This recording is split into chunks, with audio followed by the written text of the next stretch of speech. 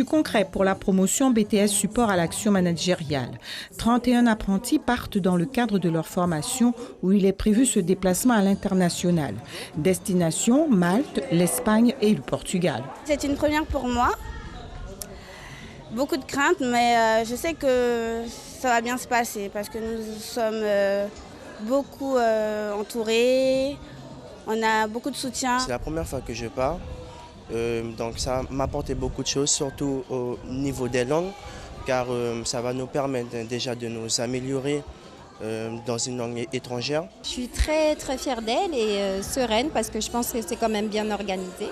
Et puis fière d'elle parce que dans la famille, ça fait plaisir de voir qu'elle arrive à ce niveau-là.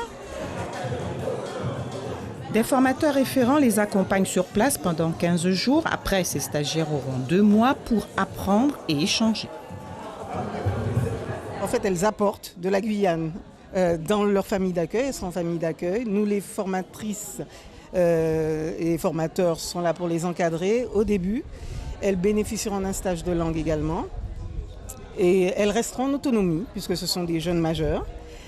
Et jusqu'à ce que d'autres formateurs viennent pour assurer la fin de leur période de stage.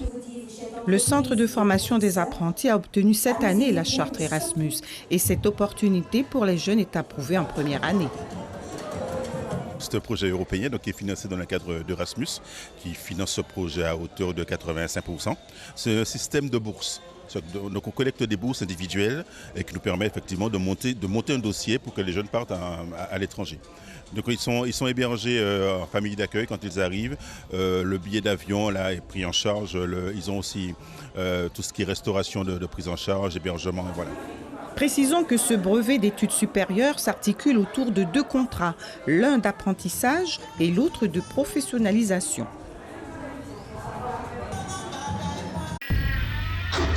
Suivez l'info sur Guyane la Première, télé, radio et Internet.